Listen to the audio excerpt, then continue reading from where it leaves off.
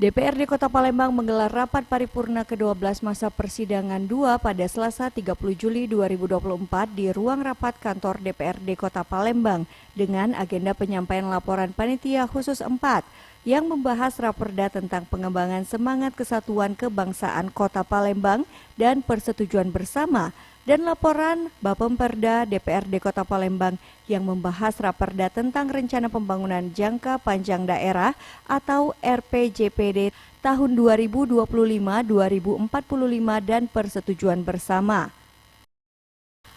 Rapat dibuka dan dipimpin Wakil Ketua DPRD Kota Palembang Azanu Gentar Nusantara didampingi Raden Muhammad Yusuf Indra Kesuma dan Sudirman serta Ketua DPRD Palembang Zainal Abidin serta dihadiri PJ Wali Kota Palembang Ucok Abdul Rauf Damenta.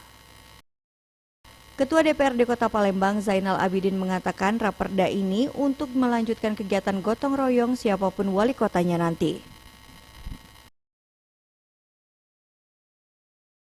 Pertama, kita ada kegiatan gotong royong selama ini. Itu dengan perwali. Nah, kalau perwali, kalau berganti wali kotanya tidak bisa ingin melanjutkan itu bisa. Tetapi kalau sudah perda, otomatis wali kota itu harus menindaklanjuti gotong royong tersebut. Ustadz, ini juga berkaitan dengan agama, semua agama. Tadinya penceramah ataupun ustazah yang ada 1000 ustadz yang setiap hari ceramah di subuh minggu itu kan dengan perwali. Sekarang dengan perda ini disetujui bersama menjadi perda. Jadi dan ini juga dengan agama yang lain, mungkin Buddha, Hindu ini termasuk, dan ini akan mendapatkan insentif yang besarannya disesuaikan dengan kemampuan daerah. Itu jadi perda ini termasuk upaya dan usaha dari DPRD Kota Palembang menyetujui perda ini, memberikan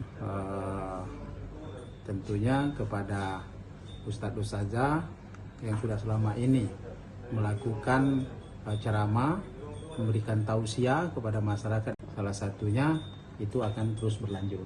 Tetapi ada ketentuan ataupun kriteria pembangunan jangka panjang daerah RPJPD Kota Palembang tahun 2025-2045. Jadi semacam master plan ya, master plan Kota Palembang untuk 20 tahun ke depan yang akan dipedomani oleh pemerintah kota kan, kemudian pemerintah pusat juga belum.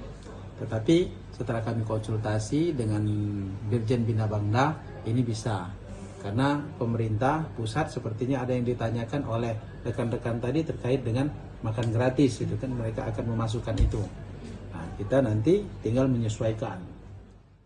Selanjutnya, PJ Wali Kota Palembang Damenta mengatakan raperda tentang rencana pembangunan jangka panjang daerah tahun 2025-2045 merupakan pokok-pokok kebijakan yang nanti diturunkan dalam program pembangunan.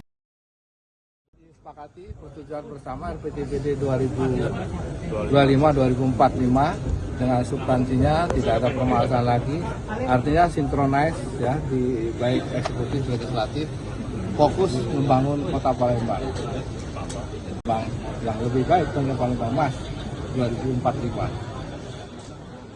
Tim Liputan Sriwijaya TV.